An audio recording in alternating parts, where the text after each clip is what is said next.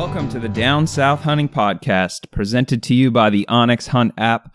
This is your host, Mike Higman, and I got to apologize. It's been a little while since I've been able to get an episode out. You know, I was thinking with working for myself and quitting my full-time job, I'd have a ton more time to do this kind of stuff. Actually, I didn't really think that.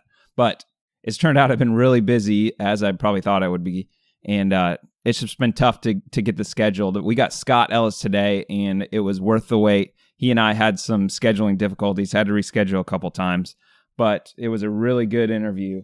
We talked about scouting.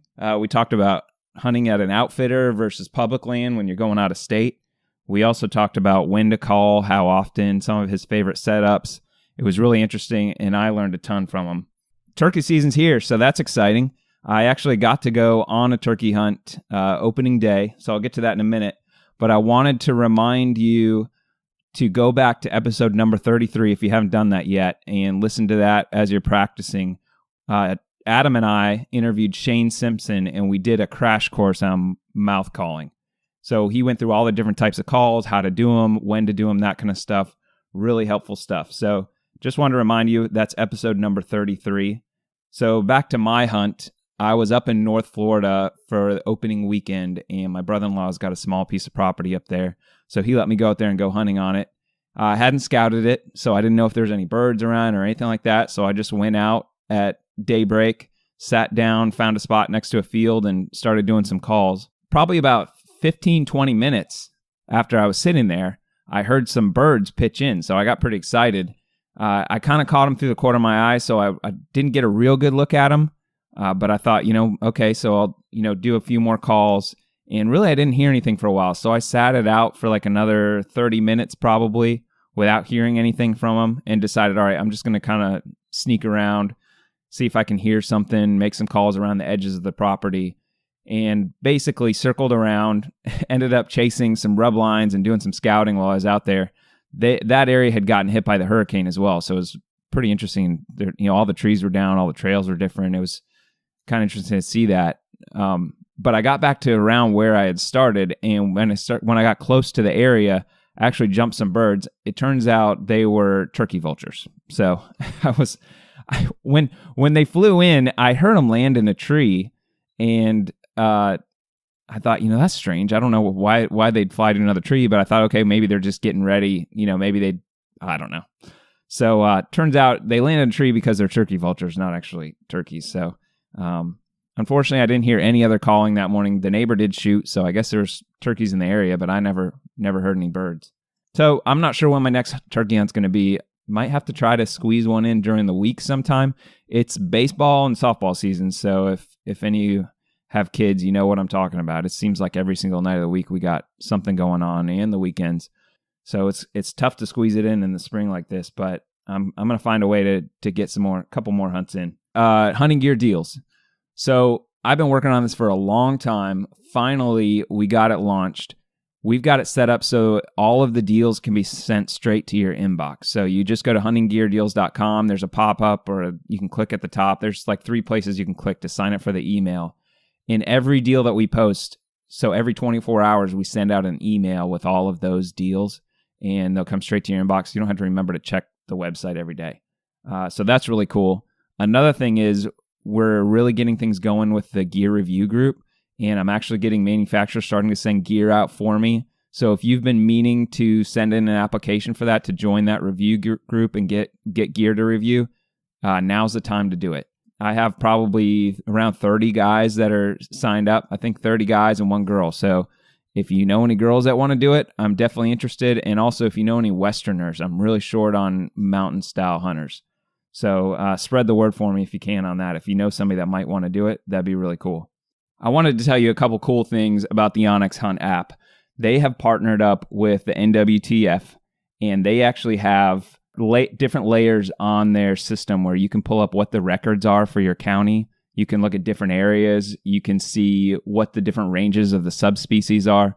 So there's some really cool things for turkey hunters that they can really help you if you're traveling, knowing where to hunt, that kind of stuff, and also what you can expect from the area. And then, of course, with scouting and all that stuff, it's a huge help. The other thing is even if you're not into turkey hunting, deer hunters, they have just recently updated a lot of their icons, and they have a ton more available, which really makes it helpful for scouting as well. Especially when you're doing that on the map on the computer, you can mark stuff, and then also in the field. A couple of the ones they've added, I know they've added bedding, they've added mineral sites. I think they have food plots, they have different stand types, that kind of stuff. So they're really starting to focus more on the whitetail world as well as the Western world. So I know that was one thing that they kind of had to grow into, and we knew it was coming, and I'm excited it's here. I've already been using some of those icons while I've been scouting. So I wanted to let you know about that as well. So something with hunting gear deals and OnX. Recently, Camo Fire, which is a daily deal website, has been having OnX memberships. They've had the premium memberships for $17.99, and they've had the elite memberships for $59.99. So the premium membership is 1 year in one state. So whatever your state is, for $17.99, you can get that service. And then the elite is every state. So if you're planning to do some out-of-state hunts, that kind of stuff, you might be looking at the elite membership. That's a daily deal. I don't know when it's coming up, but I've been keeping an eye out for it. And when it's been up, I've been trying to post it before my email goes out every day. So if you're on that email list, you'll get a notification. I've already seen several memberships come through that. It's a really good way to save. Normally it's $30 and $100. So you're saving a ton if you can go with that route. Another thing is I was on another podcast, and this kind of goes into the hunting gear deals thing. So talking about setting up that review group and all that stuff that I'm doing. If you're interested, the podcast is called Ecom Crew, and it was episode number 233. And the host is Mike Jackness. Basically, it was a consulting call, and he kind of helped me through the plan and what the best things to do and that kind of stuff. He's a really successful e-commerce guy. And the episode's title is 3 Things to Consider Before Shifting from Affiliate Marketing to Selling. So check that out if you're interested. Another thing, going back to a couple weeks ago, I interviewed Yacht. And during that episode, I said, okay, whoever shares this, I think it was, I'm going to, pick a couple people to win a couple of his mouth calls. And the problem is I never really shared a post on Facebook. There's like an auto post when I launched the podcast, but I kind of didn't hold up mine to the bargain. So I had a couple guys share that. So you'll definitely be in, but I'm going to make a post. So go and share that post and you could win one of Yacht's mouth calls. Another thing I want to tell you real quick. We had a couple audio issues with the interview. Scott and I were aware of it, and we did the best we could to fix it. We took a couple breaks, but the internet just was not cooperating. So just hang with me through those. They're not real bad, but I just wanted to let you know I'm aware of them. We do everything we can to get rid of them, and unfortunately, it's just something we kind of got to deal with sometimes. So let's go ahead and jump into that interview, and good luck if you're out turkey hunting, and we'll talk to you soon. Okay, I'm excited to have with us Scott Ellis. He is the host of Hunt Quest on YouTube. He's a 3-time Grand National Calling Champ. He's an Army veteran, and he's pro staff for Woodhaven, Apex, TrueGlow, Drake, Thermacell, Mossy Oak, and he's also the creator of the Turkey Tech app, which we'll get to later. Welcome to the show, Scott. Great to be here, Mike. I appreciate you having me on, man. Love talking turkey. Yeah, we've had some difficulties getting this together. The episode's a little later than I'd hoped, but I'm really excited to have you on. I was telling you this in a message earlier. I first heard you on Corby Taylor's podcast, which I don't know how long ago that was. Probably 5 or 6 years ago. But it was one of the first hunting podcasts I'd heard, and you did a great job with them. So when I started doing the Down South podcast, I knew you're one of the guys I wanted to have come on and talk to us about turkey.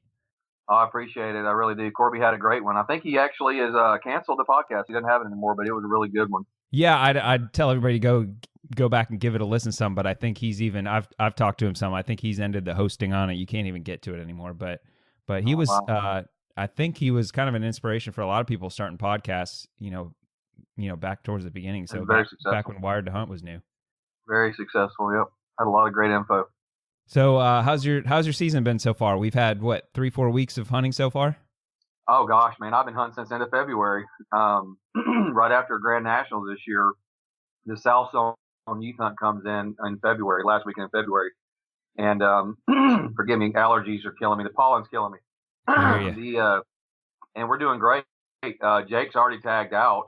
he tagged out on the second youth hunt. So he shot a bird in the south zone youth hunt, and then when the central and north zone came in, he tagged out there.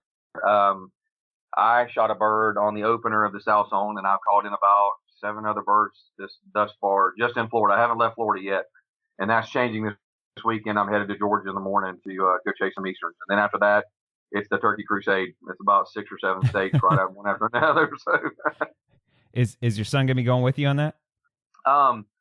Let's see. Georgia this weekend, no. Then I'm going to South Carolina. Then I'm going to Texas. Then I'm going back to Georgia. Easter weekend, we're going back to Georgia. Then I'm going to West Virginia and PA. And that's the end of April. And then we're going to take a couple-week break. And I'm going to try to get him out to South Dakota and to the Black Hills. We're going to try to chase some Miriam together in the Black Hills. That's all contingent. Yeah. That's all contingent on school, though, because his testing is drawing near towards the end of the school year. I'm hoping that he'll be able to, we'll be able to pinpoint when those testing dates are so he can do it with me.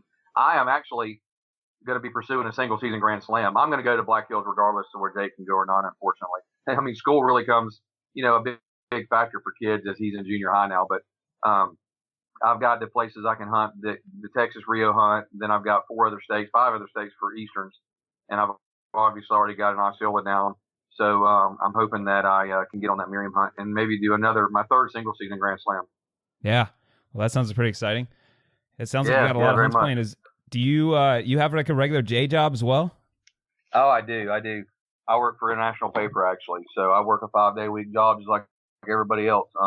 I just blessed with a pretty good amount of vacation, and I just coincide all my hunts with like 2 days of vacation. I travel on like Wednesday and then hunt Thursday to Sunday, and then fly in many, many times very late on Sunday evenings, trying to get a hunt in on Sunday morning. So you could do a whole podcast on traveling and having to pack and the logistics of traveling like I do, because I don't drive anywhere. I mean, I'm in Florida. We're in Florida. It's hard. You're not going to drive to South Dakota on a 4-day weekend. No. It's going to take 4 days to drive there and back. No. So it's definitely a lot of work, a lot of logistics, a lot of planning, a lot of packing that go into a successful hunt, and carrying all the right gear and watching the weather, making sure it's not going to snow, or it's going to rain, or how cold it's going to be or not going to be. It's a lot of work. It's a lot of weather watching. I've got checklists literally that I go over to make sure all the camera gear is in place. Underwear, socks, toilet paper, the whole deal. So, do you try to keep that somewhat flexible then? Let's say it's supposed to be rainy one weekend. Are you able to postpone that hunt like a week or two, or is it kind of set in stone and your schedule is what it is? No, I'm buying plane tickets. So I mean, it's set in stone. You just go with the flow and try to make the best of it. Yeah. So I imagine a lot of places you hunt are depending on, how close you are to the airport and that kind of stuff too. Absolutely, and that's an interesting topic because one of the hunts I was going to take Jake on was Nebraska, but unfortunately, the place we were going to hunt in Nebraska, the only airport that's feasible to fly into is Denver, and that's almost a 4-hour drive to Nebraska from where we were going to hunt. And that's just a lot more. I mean, you might land at midnight, and what are you going to do? Drive for 4 hours until 4 a.m. and then put your clothes on and go? I'm just too old for that. I was gonna say, I bet you've done it. Yeah, I have in my younger years. I'm 44 now, so I mean maybe 10, 15 years ago. But I love turkey hunting as much as any man alive. But it's just a lot. It's just too much. Yeah, and if you got a whole season to plan for, you can't burn yourself out. No, and so like you were saying about being close to the airport, the other places that I'm hunting are all going to be close to within an hour or so of the airport, and that's the same thing for Rapid City, South Dakota. We're 20, 30 minutes from the Black Hills there. So I am driving to Georgia and South Carolina, and then after that, all the other trips we mentioned, Texas, West Virginia, PA, and then the Nebraska, then South Dakota thing are all going to be on flights. So yeah. Well, South Carolina that's a decent drive from where you're at as well. About 8 hours. Yeah, that's about as far as I'll drive anymore. 8 hours. Yep. And that usually entails leaving at lunch at work if I can pull it off. So, yeah. All right, so I wanted to hit on some high-level stuff. Some of this is a little bit tardy since the season's already got going, but I know there's probably some late starters like me and some people that haven't been able to make it out yet and are looking forward to it. So I wanted to ask you, what is it that you daydream about as the season approaches? Like, what are you thinking about you're most excited about getting out there to do? Pull the trigger on a turkey. I mean, scouting this is a great topic for me because as we've discussed with all these different states and ground that I've never set foot on before, this happens every year. I don't have the chance to scout. Very often, my buddies that invite me have done a little bit of scouting, and they're able to put us in the vicinity of turkeys. And then from there, I scout while I'm hunting. You know, you're making mental notes of where you heard birds, where they're roosting, what they did when they flew down, what sign you're seeing on the ground, how much gobbling you heard off the roost at daybreak, or if you roosted birds that evening. So, but I mean, what do I daydream about? I just daydream about just chasing the birds as hard as I can do it, as much as my body will let me do it. There's not one in particular thing that I'm really looking forward to other than hearing a bird gobble, man. Yeah. All right. So, the thing I want to talk to you about today is scouting. But before I get into that, I wanted to kind of get into this a little bit. Being that we're both in Florida and our listenerships across the Southeast, and I know a lot of other states, think about coming down here to try to get an Osceola. And I know you have partnerships with some outfitters, and you also hunt some public land down here. I wanted to get your opinion on how somebody should decide whether they should try to get together with an outfitter or just kind of give it a run on public land for their first try here in Florida for an Osceola. It's all about their pocketbook, really. You know what I mean? If you've got the money to go with an outfitter, it alleviates a lot of the headache of scouting. Not that's a headache. A lot of the hindrances that can occur going somewhere you've never been. And, the outfitter's obviously going to put you in the vicinity of birds where you can, get boots on the ground and do your magic. I think a lot of people love the public land aspect of it. I do. I still hunt. We killed 4 on an undisclosed WMA opening weekend here in Florida. I can't reveal it. Sorry, folks. But, and that's a place we hunted one time. We hunted 2 years ago and we scouted one day. We killed 3 2 years ago. We had a little bit of history of it. And then this year, 2 years later in this season, we added to that knowledge, did some more scouting, found some more spots, located more birds. So I think, it's a matter if you've got the money, because it's very pricey to hunt an Osceola with an outfitter. But if you're going to hunt public land, I highly recommend to buy your management area stamp here in Florida, as you well know, and go ahead and put in for the quota hunts or the special opportunity hunts. There are a few management areas that do not require a quota, and those are pressured even more than the ones that do have quotas. So it's a challenge. It's a challenge just because of the pure pressure that these birds receive on the public ground down here. It's not like the vast expanses of land that are in the middle part of the United States, the central part of the United States, if you will. I know there's a lot of public land in the Carolinas and in Georgia. There's vast expanses of it. And even out west in the Pacific Northwest, there's a ton of public land, and there's not a lot of turkey hunters, and that's a lot more fun to hunt. To me, because the pressure's not there. There's just not a lot of turkey hunters, and I love the terrain of the Pacific Northwest. So I'm getting long-winded on a simple question. Sorry about that. But yeah, I mean, it's about the money. If you have the money to do it, I'd say go with an outfitter, just because your chances are a little bit better, honestly. If you want to go public ground, just put in for quotas or special ops. That's going to be your best bet. And I hate to divulge this piece of information, but if you go into myfwc.com, I'm just helping people out here. There are actual harvest reports that are available for each management area, so you can view that data and try to make your decision on where you might want to hunt. Yeah, and the other thing I'll tell everybody is with those quota hunts, so you need to apply for the main drawing is in the fall. I think it's in November. November 1st. If you miss that, let's say you tag out in Alabama and you're thinking about coming down, there's actually redraws every week throughout the season. So a lot of people don't know about that. You can actually... Well, the redraws end in January, though, February. Okay. Yeah. There's a weekly redraw for all the return quota permits. Oh, really? Yeah, well, maybe I'm telling you something here. So every week, so as long as you return your permit within, I think it's a week before your hunt. Maybe it's 10 days before your hunt. There's a certain number of days before your hunt. You actually get your preference points back from the main draw. So because what they do is they resubmit that, and there's redraws every single week throughout the season until the hunt. First come, first serve. Yep. You have to have, it's not first come, first serve. Those ones are actually random drawing. There's no preference points or anything like that. So you're throwing your name in a hat with a bunch of other people. There's probably people cursing me right now for giving this information. Yeah, I mean, I'm born and raised in Florida, and I didn't know they had changed it like that. So there's good new information. Yeah, you're going to have a lot of Floridians probably mad at you, but So some of the top hunts that are really tough draws, you actually could draw that during the middle of the season, and it doesn't use up your preference points that you've built up from not drawing other years. So, yeah, if you're diligent with it, you can get some really good hunts on an annual basis. You just got to remember to apply. You got to apply every single week to get them. So you have to apply Tuesday by noon, and the drawing is Wednesday at 10 o'clock, I think. So that's at when did that change, Mike? let's see, it's gooutdoorsflorida.com, I think is where you do it at. Same place you buy your license at.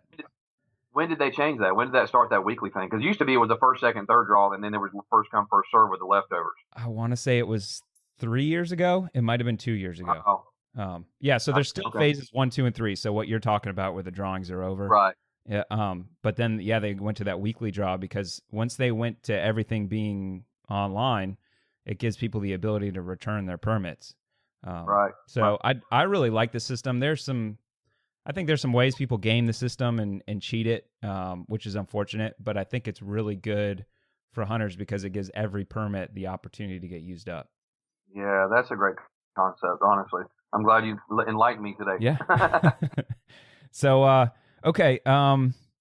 Okay. One other thing I wanted to hit on with the outfitter versus public, can you kind of talk about what the differences between those two things are? Because I think there's maybe not in every case, but I think hunting public versus using an outfitter, maybe the experience, the type of hunting you're going to be doing is going to be different as well. Yeah, no, that's one thing to definitely keep in mind if you go with an outfitter, because very often outfitters need to check with your outfitter. They do not allow you to they don't dump you on a piece of property and let you go hog wild running and gunning the whole entire piece of property. You know what I'm saying? Very often they're going to put you in a stationary spot where they have scouted and found birds, and they will pretty much, you're not free to roam and do what most people like to do, run a gun. I don't have a problem with that because I love to blind call and just set up if you're in an area that has birds. I've been just as successful doing that in the last probably decade. I've kind of changed my gears. I'll still run and gun. A lot of it depends on the temperature. If it's hot, I'm not going to run and gun. I'm just not going to sweat to death. It's too hard to do it. You get swamp butt, it's just not. And, the birds are probably not gobbling that great anyways. It's like finding a needle in a haystack. So if you're in a good spot, there's birds to set up and do your sequences and just wait them out and be patient. As far as some of the outfitters, they may allow you to do that, and they may give you a certain area that you can roam around in. But quite honestly, what happens is, this as well as I do, very often we bump turkeys we never know's there.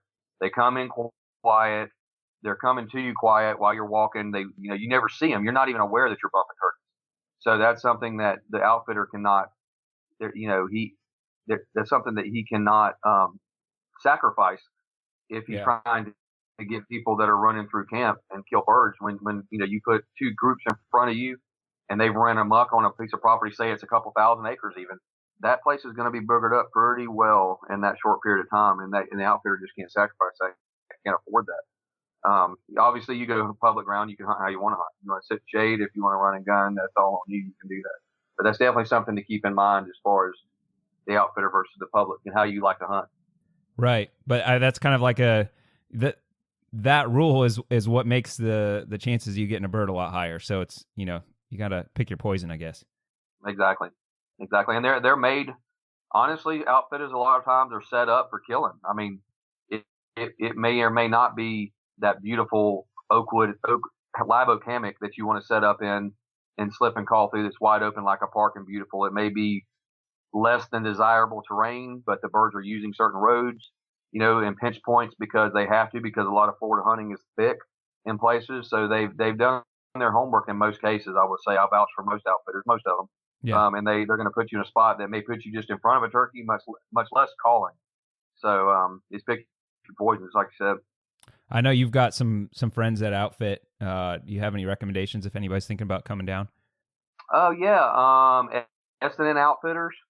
They're on. Actually, they're not on Facebook. It's a word of mouth deal that I found out that I was invited to hunt with Jake for the youth hunt. He's got to go down there or up there. It's near Ocala the last 2 years, and they just found me and invited us up and said, "Would Jake like to come out and try to kill a bird?"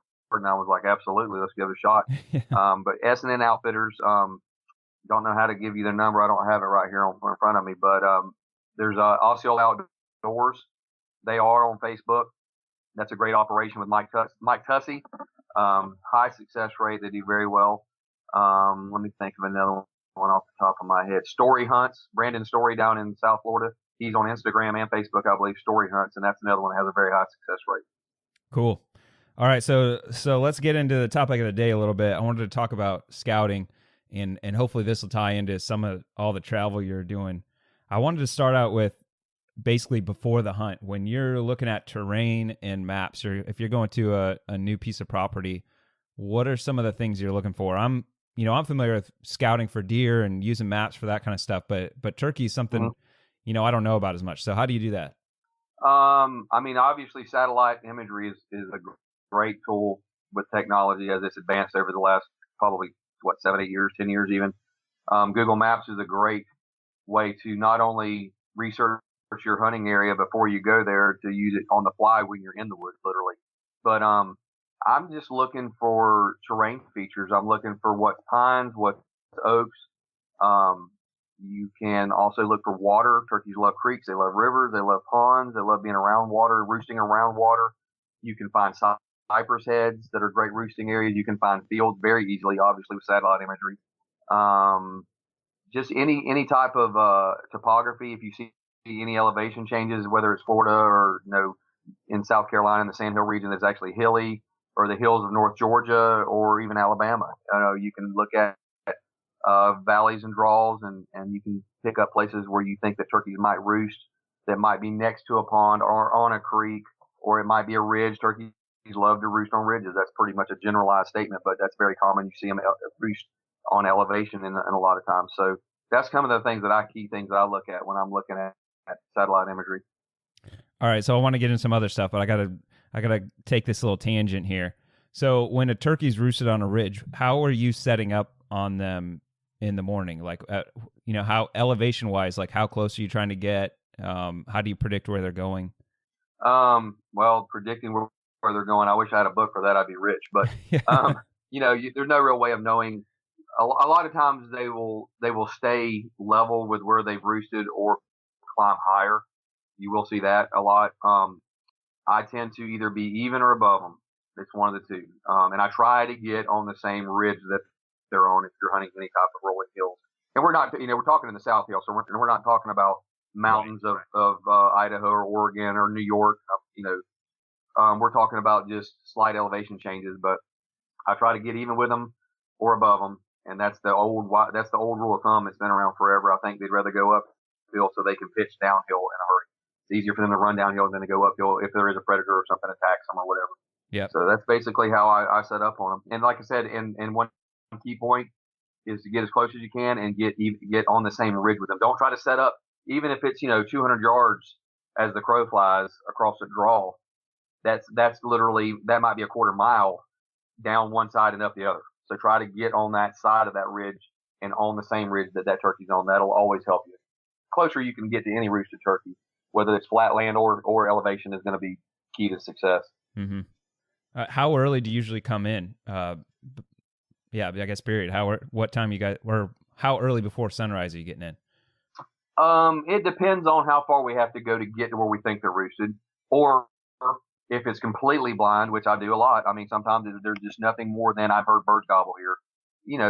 You want to be able to get in the woods with, I would say, 30 to 45 minutes of good darkness before it starts breaking. It gives you a minute to get in there, settle down, not worry about bumping one off the roost, hopefully. Even if you happen to walk by him in the dark, the pitch black dark, walk quietly. Let's say you got one roosted like on a ridge, so you know where he's at, how early you're going to get, and you're going to try to get as close as you can.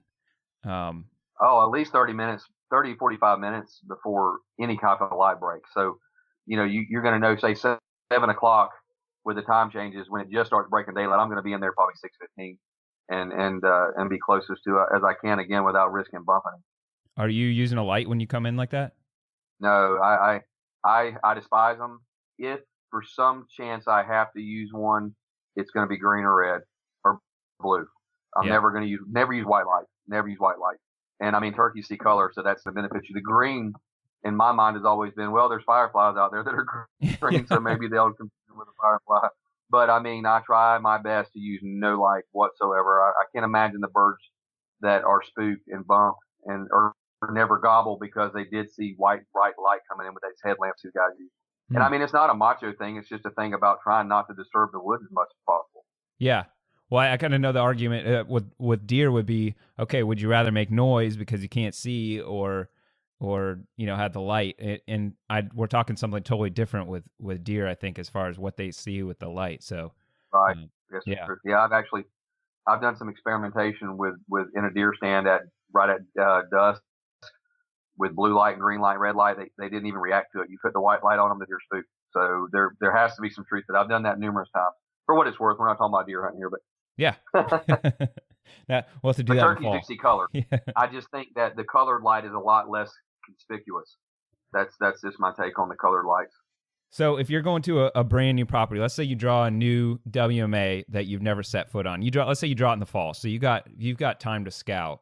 How is it that you go about planning for that hunt in the spring?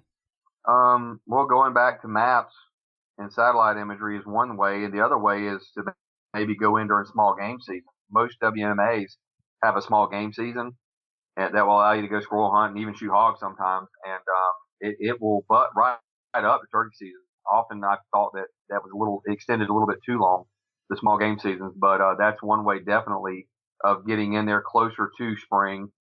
You may still have birds flocked up and you may not hear a thing, but you can at least identify the terrain and you can familiarize yourself with places that may hold turkeys, based on the terrain and food sources and water and what you're seeing, places that you think would hold turkeys. So that way you have some kind of a starting point. After that, a lot of the WMAs actually do have a scouting day prior to the hunt, just like the place that I hunted that I can't disclose. They open it up on the Friday before, and we were there at daybreak and hit as much ground as we could, trying to get as many birds as we could to gobble and pinpoint some locations to start. Okay, so that leads into something perfect. So let's say that day before, what is it that, I guess you just mentioned you try to get them to goggle, are you calling and how do you go about calling if you're scouting the day before a hunt? No, just locators. I'm not going to take the chance of bumping a bird or pre-calling a bird. I'm on, I have mixed emotions about it. About the biggest thing with pre-calling a bird is as long as you don't bump the turkey, it shouldn't matter. He hears hens every day. Yeah. So it really shouldn't matter, but the problem is most people get out there and do it too much, and they end up calling in birds, again, that never gobble. They didn't know we're there. They bump them, so he's educated. A bird that may end up gobbling at some point. You know how Osceolas are, and Easterns for that matter. They just gobble some days they don't. But doesn't mean he won't come to you quiet. So you're bouncing around through the woods trying to get birds to gobble, and you're yelping, and you're out of your truck or whatever. It's just doesn't make any good sense to take that chance of him coming into you, and you bumping him. So I use crow call. I use an owl call. I use a hawk screamer. I've used duck calls. I got a buddy that in South Carolina uses a goose call and has great success with a goose call. So I just deploy locators when I'm trying to do that scouting. So what do you, how early before your hunt do you feel like scouting, looking for sign is worth it? And as far as are you looking for turkey sign in the fall, or is it really kind of irrelevant when spring rolls around? It's if you can isolate just an area like a beautiful live oak hammock that's dropped a pile of acorns. Now, obviously, the acorns will eventually go bad, but there are still some that will be viable food source for turkeys, and they'll pick them up. Actually, a gobbler or a hen can pick up a acorn and just tell by the weight of the acorn if it's actually rotten or if they can still eat the acorn. It's pretty amazing skill I've learned from biologists they can do. So you can isolate food sources. You can isolate a cypress head that could be potentially good roosting area. You can look for roost areas. You can look for feathers and droppings and try to find some place that they're consistently roosting. As we all know, Osceolas and Easterns are horrible about roosting wherever they happen to be when they fly up that day. You know what I mean? They're not as consistent as Rios and Miriams or even Goulds for that matter. Those birds very often, just because of the fact they don't have any places to roost, they're going to be in those same places. Rio or Easterns and Osceolas, as you well know, they can roost anywhere. There's so many trees, so much area for them to roost they just may make a big loop and end up here one day and over yonder the next day. So, but you can still try to find places that could possibly hold birds throughout or on into the spring. Now, it's birds flock up in the fall and they break up in the spring, and it is very hard to pinpoint those same turkeys 4 months later. It really is. But you can at least, again, if you happen to be in there deer hunting or something in that same WMA, you can still possibly identify places that could potentially hold turkeys. So, like a fresh burn, like a fresh burn. Yeah. Yeah. Burn would be great. Again, go back to water. I go back to a cypress head that's flooded. Turkeys love to roost over water. Fields and pastures are always a safe bet. Anywhere open, there's a lot of these WMAs that have actually have open fields and stuff, and they in them, and that will always hold turkeys. You can look for places where, I guess if you were there during the spring scouting a couple of days on that early hunt, look for insects, black caterpillars, the black grasshoppers with the yellow stripes, any type of insects that you see that could be a food source also. So it's a I'm not saying it's a waste of time. You'd be doing yourself more of a favor to try to get in there a little bit before the season when they're gobbling, and that's always a great tool, just gobbling itself. And then closer to season that there's a good chance those birds are going to be in those generalized areas. Yeah, so it sounds like if you're more than a few weeks out, your scouting goal is more to learn the terrain of the property than it is to actually find birds. It really does. It really is. I mean, like I said, I'm being redundant here, but you can find places that could potentially hold birds throughout the year. But if you've got a bachelor flock of 5 gobblers, those guys are just roaming, and they're going to break up, and they may end up in a mile or two away from where you saw them when you were deer hunting on the stand that time. That's just, you can't put any stock in that. So when you're scouting, let's say a few days before the hunt or the week before the hunt, are you mostly just listening, or are you actually looking for turkey sign as well? No, I'm doing both. I mean, the easy answer is always, the easy scouting, is always going to be if you can hear them gobble consistently in the general areas a couple of different times on different scouting trips if you have the luxury of scouting more than once. But no, boots on the ground. A lot of WMAs have walk-in area only places, and you have to park and walk into it.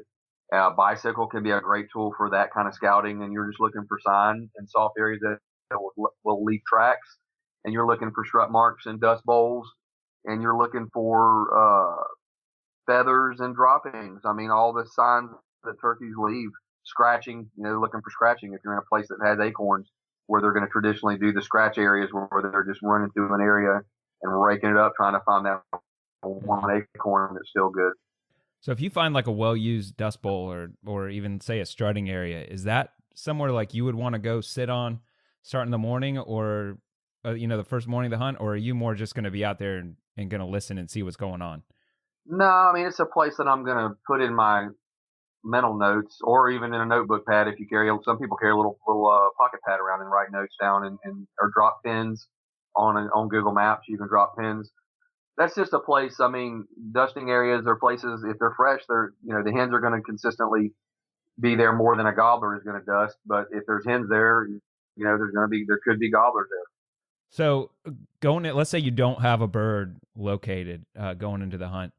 What is like a typical setup that you would want to look for to start out the morning, as far as like, what would you want as far as the topography, the water around? I guess I don't need you to like pick a specific spot, but more like, what are you looking for to set up as far as like a specific tree that you're setting out? Or are you setting in front and back, that kind of thing?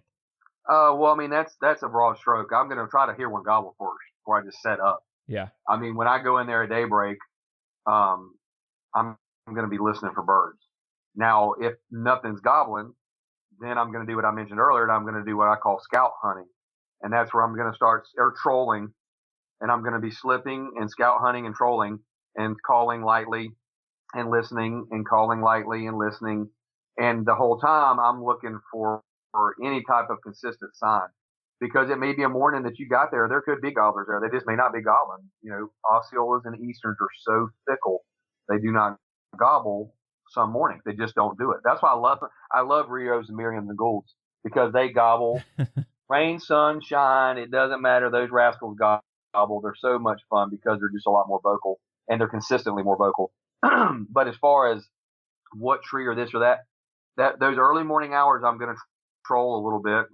I call it slipping and calling. You can call it running and gunning, but I'm going to slip and call and cover some ground. And the whole time, I'm going to be looking for terrain and sign in places that potentially, if you don't end up on a bird, that you could potentially set up on.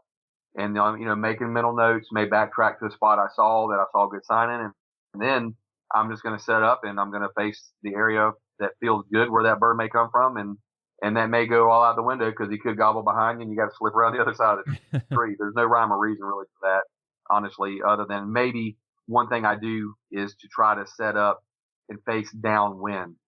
And by doing that, you're putting your calls out and the wind is helping carry the sound. And so I'm facing downwind. Now, the issue with that is that means the gobbler's coming upwind to you if it's a breezy day. And so it's going to be harder to hear you. So keep your eyes peeled.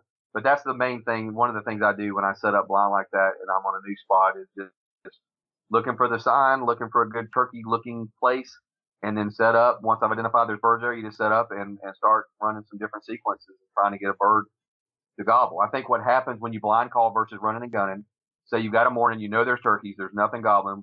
My theory is when you set up and blind call is turkeys are always on the move. Like 95% of the time, they're moving through an area and they're feeding. Now you might get that one-off place where they're in a field and they're out there and he's in a strut zone, whatever. But for the most part, they're always on the move. They're feeding and just enjoying life. And what I think happens sometimes when you blind call, and I blind call quite frequently. If I'm in a pressure WMA, I'm not going to call as loud and as aggressively. I'm going to do more clucking and purring and soft yelping. If I'm in a place that's less pressured, I feel like I can get away with more calling. I'm going to do a little more cutting, a little more excited yelping. But ultimately, I think what happens either way is a bird starts working through an area, and he might hear you, but he may not gobble. And then he may not hear you, but he may not. And he hears you, and he gets a little closer, but he still don't gobble. Inevitably, he's heard you call, like say every 5 minutes, and he's been within earshot that whole time. You change his mood, and very often, I think that bird will finally get interested, and he'll gobble at you. Then sometimes you can call him, and sometimes you can't. The other thing is, like I said, turkeys are on the move constantly, so you're setting in a spot and if you're calling just mid volume, you're encompassing, depending on the wind, a bird's going to hear you from 300 to 500 yards away. I mean, they can hear so well. So even if he doesn't gobble, you've always got a chance of that bird coming within earshot and coming into the kill zone, if you will, or the ear zone, the listen zone, the contact zone. I'm making this up as I go here. The contact zone where you're in that radius, he comes in, finally he wanders in to where he can hear you. Or the other theory, like I said, is where you finally just change his mood and get him in the mood for love. And that can be what can become successful. And then other times they hear you, they don't say a word, and they come in silent. So always keep your guard up when you're doing a blind call setup. You're just sitting there putting good sound out, good turkey vocabulary, good call scenario sequences. Always keep your guard up. It's easy to get, you're laid back, you're relaxing on a base of an oak tree or a pine tree.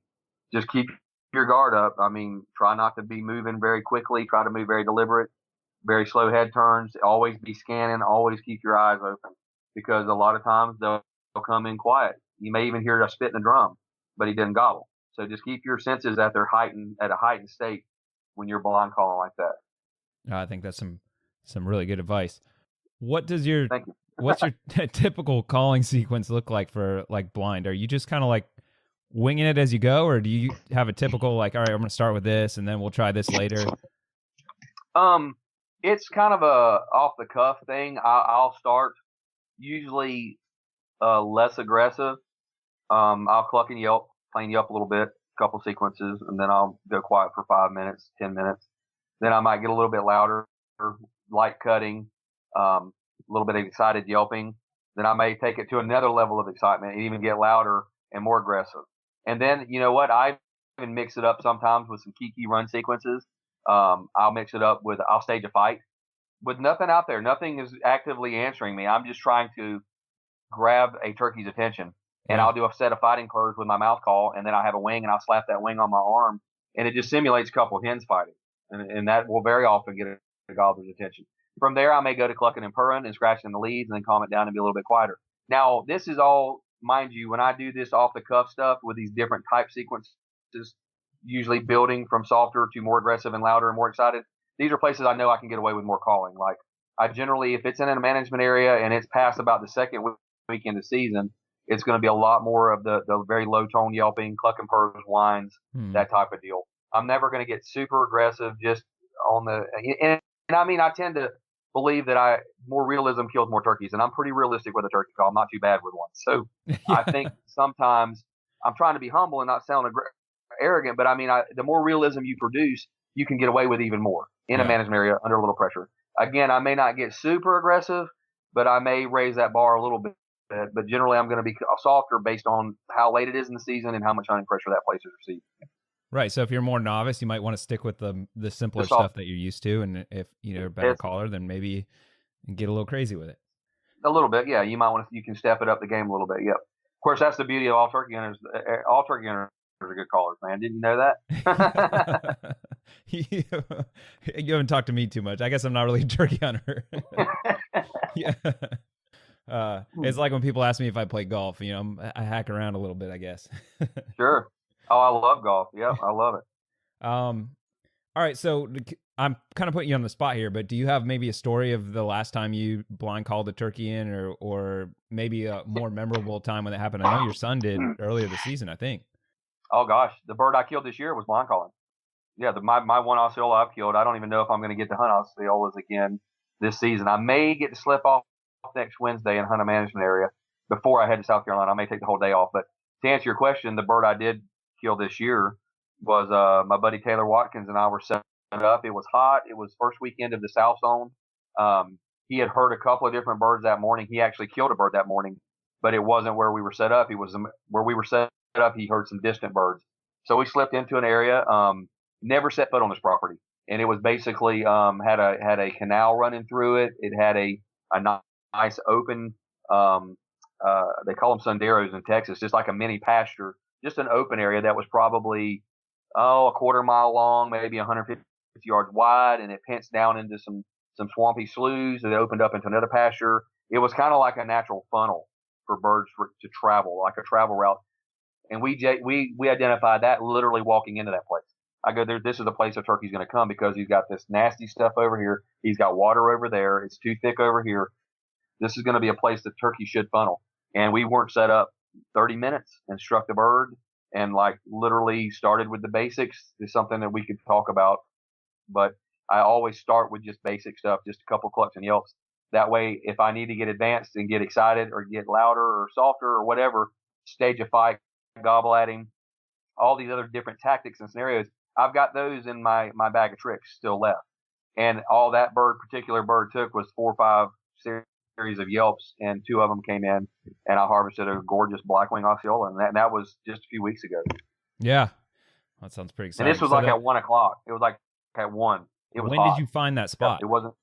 Was it that morning when you were just kind of out listening? No. My friend Taylor had heard birds in the general direction. Hey, Scott. We walked past Scott, where he killed his turkey. He killed his bird probably. Scott. Yeah. You're breaking up really bad. I don't know if anything changed. No, I got 5 bars on my computer. Yeah. Okay. All right. Let me. Poor connection, it says. Yeah. That's what Skype's telling you? Yeah, Skype's saying that up top, but I've got 4 bars. Huh. 4 to 5. No, it's off, poor connection. No, we're good. Okay. So, I'm going to start you, if you could just start, and you've cut out a little bit here and there, but it hasn't been bad. So let's just start where, I'm going to leave a little blank. And if you could start where I asked you, when you found the spot. Okay. Yep. All right. Yeah, just let me leave like 2 seconds of silence so I can cut any background noise and just go ahead and answer. I'll go. All right, whenever you're ready. I'm sorry. Just whenever you're ready. So that particular spot we found after we passed where Taylor had shot his bird that morning, and it was probably a third of a mile from where he shot his bird. We kept walking through this area. We identified this funnel area, this place that just looked turkey. You know, when you've hunted them as long as I have, I mean, honestly, you start to learn places that are just turkey, places that just feel right. You know, and we couldn't see sign. It was very grassy where we were at, but Taylor did hear a bird or two in the direction we were walking that morning. So we knew there were some gobblers in the vicinity, and that's pretty much how we chose that spot. Other than the funnel funnel area and just good looking turkey terrain. Cool. All right, so I want to jump to gear a little bit. What is in your what do you carry for a pack usually, and what do you typically carry in it for a, let's say, a turkey vest? Yeah, I guess I shouldn't say a pack. Your vest. What is Yep. What's in your vest? And let's say it's for like a random out of state hunt. Let's say Georgia. It's all the same. That thing gets folded up and stuck in a suitcase. Just it doesn't change from week to week to week. What's in my vest? Woodhaven Real Hen box call, a Woodhaven Ninja aluminum, a Woodhaven Vision crystal, a pair of snippers for cutting branches and limbs, wet wipes for number 2. I carry extra tube call latex for my tube call, a little plastic case that can carry a couple sheets of latex if my reed goes out on my tube call. I carry camo netting for wrapping around the tripod on the camera. Extra battery for my True Glow TrueTech Red Dot scope. Always carry an extra battery. You don't want that to go bad in the field or go dead. Yeah. Let's see here. My mouth calls. I carry head net gloves and an extra set of head net gloves, an owl hooter, and a thermocell. Crow call, and owl hooter, and a thermocell. Yeah. And that is basically it. And you'd be amazed how much that thing weighs with that little bit of stuff I just named off. Yeah. It's amazing. Tell me about your tube call. How are you using that typically? Mainly it's what I use for locating. When I'm slipping and calling, I love it. It's got a very rich resonant sound. It's really loud. It's good for getting a bird to gobble from a very long distance. It's great for running and gunning, and I often use it when I'm blind calling as well, just to reach out as far as I possibly can to touch a gobbler's ear somewhere. Yeah. It's just a lot louder than any mouth call that I can blow. So that's basically what I use for the tube call. I don't really sit down on a bird and use my tube call. I have done it before because there's been times where they just reacted to it really good and didn't react as well to my mouth call. So I would lift it up, slide it under my head net, and hit them with a couple licks, a couple yelps, and some cuts with my tube call, and then I slip back to mouth call.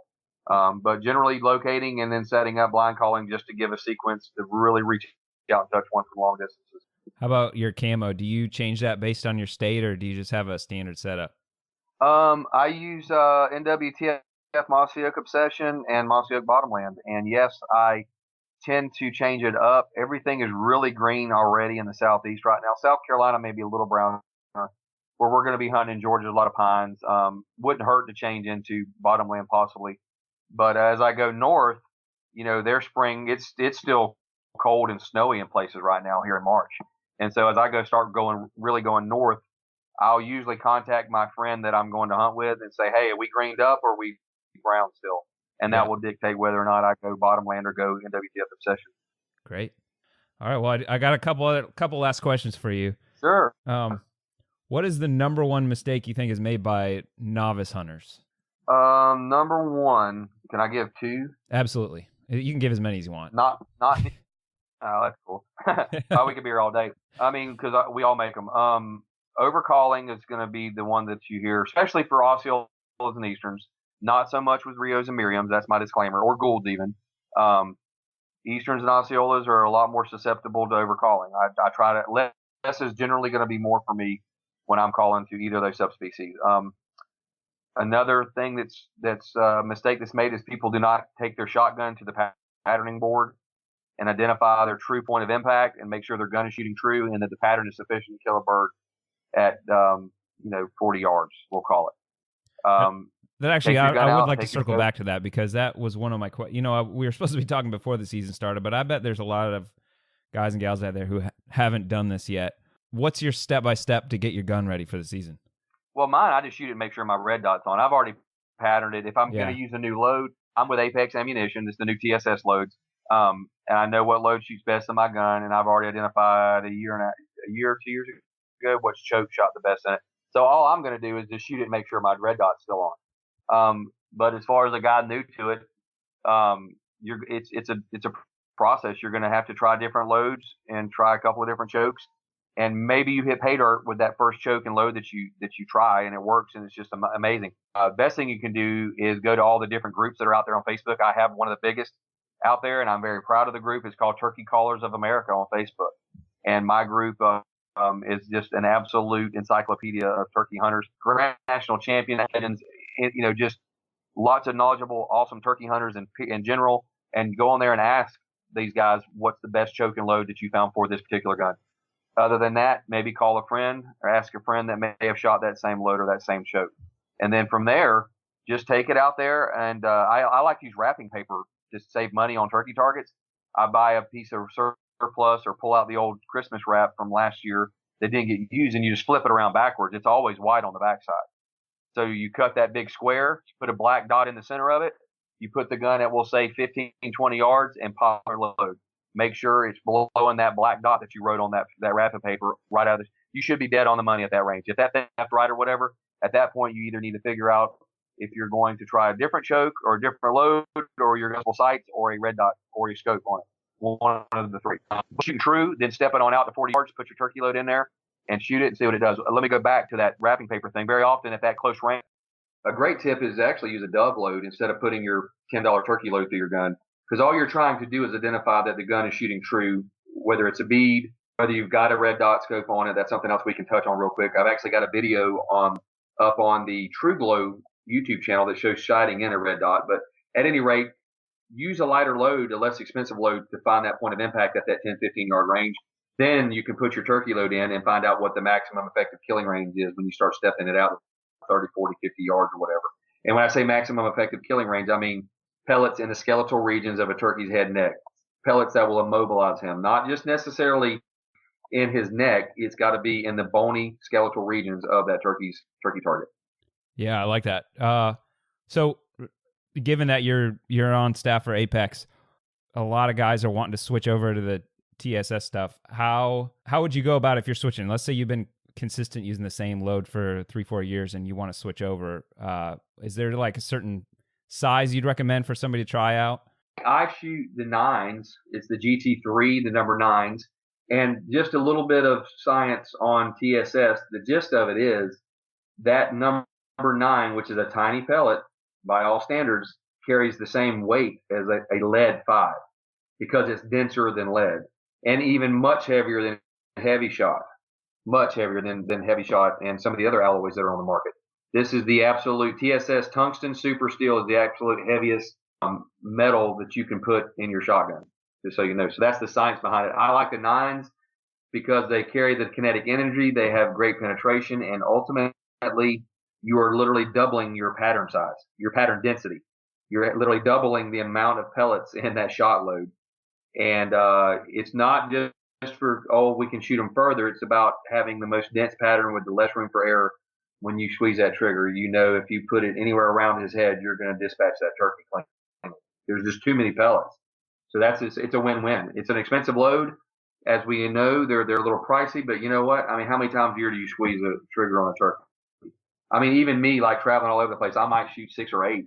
You know what I mean? So yeah. It's worth that extra money to make sure you have the best pattern available when you squeeze a trigger on that gobbler, because a lot of people only get 1 or 2 chances a year to squeeze that trigger. Are you still sticking with 12 gauge, or you try out running 20 gauge or anything like that? Well, that's a great question. I have my Winchester 1300 with my True Glow headbanger choke and my True Glow True Tech micro red dot, and I love it. It kicks like a mule, but it throws one heck of a pattern. Jake is shooting a 20 gauge, and Jake is 5'2" now, and he's 100 pounds. My son, he's 12, will be 13 in July. And he won a 870 youth model Remington pump at a sporting clay event. He was the high youth shooter. I think he shot 33 out of 50 targets, which is, I think he beat me that day. I think I only shot 31. And so he wins a shotgun. Well, we drill and tap it. We put a Picatinny True Glow mount. We put the same True Tech micro True Glow scope. And he's shooting a headbanger as well. And he's shooting the GT20s. And those are announced in 5/8 of number 9s. And also the Small Town blend's a great load. The Small Town blend is a 7.5 and a 9 mixed. And that's also a good load that patterns very, very well. So no, I have not, to answer your question, I have not switched to the 20 yet.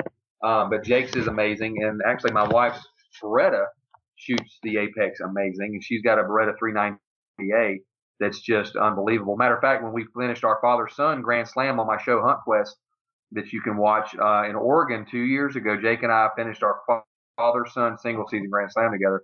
and we only brought one gun. That was her 20 gauge. And Jake shot several birds with that over the years. And those are an amazing pattern. Very lightweight, almost no recoil, compact, easy to carry. And quite honestly, the patterns these things are throwing are 5 times better than our guns did 15 years ago. Our 12 gauges did 15 years ago. But I have not made the switch. But I would not be against grabbing that Beretta or even borrowing Jake's shotgun, his 20 gauge. All right, last question. We hit on some mistakes made by novice hunters. What about more experienced hunters? Is there something you see consistently where more experienced guys are making a mistake that you think they could do better?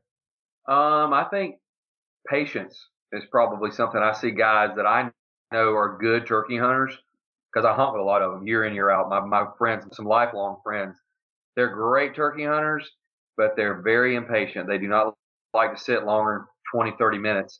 And that, I think, can pay dividends if people can just learn to sit a little longer and not even set. When I say set, like we'll go set up and blind call for 30 minutes and they're getting antsy, where I'll sit for 2, 3, 4 hours. Not only that is you've got a bird that's gobbling. He's trying to work. He's not storming in. You're changing up your tactics and scenarios, but you just don't let that bird work. Let him do his thing. Wait on him. Wait him out. Because very often you go quiet, quit your calling, shut your calling down, and just wait that bird out, and he'll break a lot of times to come in. People want to get up, reposition, move, go to another bird. And I think if everybody, even experienced hunters, just showed a little bit more patience in the woods and slow down a little bit, I think they'd kill a lot more turkeys. I know there's, I said last question, but I got to dig in this a little bit. I know there's so many scenarios, but hopefully you can give me some kind of rule of thumb. Let's say you've been working a bird for 30 minutes and then he shuts up on you. How long are you thinking you're going to give it before you get up and move? An hour minimum. Yeah. It just sometimes they're just out there being stubborn gobblers that they are, and they have not walked off. Sometimes they do walk off. Other times they're just out there waiting for you to come to him. And for whatever reason, he quits gobbling. It could be he got bumped. It could be a predator. It could be another hunter. It could be a hen walked into you and him. So that, it can prove to be very fruitless too. But I'm not going to give up on a bird that's hung up out there 75, 80, 100 yards and goes quiet. I'm going to give that bird at least an hour before I get up and move on. And I can't tell you the birds I've killed 30 minutes into that hour because they finally broke, never said a word, and came in quiet. And so going back to when you're slipping and calling, let's say we're just flat terrain. How far are you walking in between calling, or how much time in between calling? I slip about, I don't know, 80 to 100 yards. Yep, 80 to 100 yards between every sequence. Okay. And then what about when you're sitting blind? How often are you calling then? We touched on that a little bit. Probably depending on how late in the season and if the area that I am hunting late in the season is pressured or not pressured.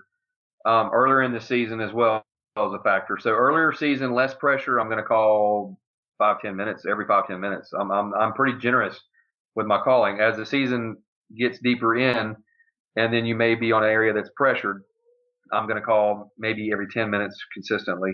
And that's about as much as a gap as I'm going to get. Maybe 5 minutes on early season unpressured stuff, or even later season unpressured birds. I'm going to call a lot more frequently. As the pressure builds and the season mounts, as it gets a little deeper in the season, then I may space those sequences out a little bit. And the other thing I think I touched on, Mike, was that I'm going to be a little less aggressive and a little less loud in between on each sequence, depending on the pressure and how late it is in the season. More pressure, a little less calling. It's that simple. It doesn't matter early or late. If you're in a place that's not pressured so much, then you can be a little more free with the calls. Because here's a caveat to this whole thing is hens will also get less vocal too. When they've been bumped and they make human contact on numerous occasions, hens will also become less vocal. Just like gobblers that are pressured a lot of times will not gobble near as much. And I've seen this over 34 years of hunting public ground in Central Florida and South Florida. I've seen it time and time again. You go into places early season, you hear 10 different birds, and you go in there that last week in the season, you will not hear a turkey very often. So the hens will do the same thing. When they get that contact, that human pressure, they're going to talk a little bit less. Hence what I was saying about if they're pressured, I'm going to call just a little bit less than I would if they're unpressured. Does that make sense? Yeah. I really appreciate you going back over that again. I didn't want to kind of drop the ball as an interviewer and not make sure that was clear. No problem. All right, so you got a ton of stuff I want to go over with you as far as what you got going on. So you touched on HuntQuest a little bit. You want to give me a quick summary of that, what that is on YouTube? Absolutely, super proud of it. I produce it, edit it, the whole shooting match. It is on YouTube. We just finished up season 2 last Friday. I'll try to drop in some different stuff throughout the year. I'm trying to keep it current and fresh. But the main season, part of the season, was 12 episodes. Mainly turkey hunting this year. I did throw in a deer hunt. Last year, season 1 was 9 or 10 episodes. I did a quail hunt, a hog hunt, and a deer hunt. It's predominantly turkey, but I do try to sprinkle in some deer hunts and some different stuff to mix it up just a little bit to break it up. Very proud of the show. It's just a step-by-step story of going in the woods and chronicling a turkey hunt. I've got one episode actually that I was working on until turkey season started, and it was a debacle that occurred in Wisconsin last year where I sighted my gun in with a new scope, a new red dot, and shot a bird, lost it, don't know what happened, shot a tree, and then shot some turkeys that were too far, and I didn't judge them right. So I was actually going to do a series on that just to show the good, bad, and the ugly. Just because that's people embrace that. We all go through it. We all have those problems, but it's a great show. I'm really proud of it. It's not a constant, product plug, if you will. I mean, it has logo scrolls rolling through it, just talking about the products that I use, but I don't go into. It's not like a lot of the hunt shows on the networks that are just littered with use this, use this, use this. You lose sight of the hunt. So really proud of that. You want me to ramble on a little bit about the stuff I got going that people can check out? Yeah. And along with HuntQuest, the show, what's sprinkled in on my channel is tons and tons of turkey tips.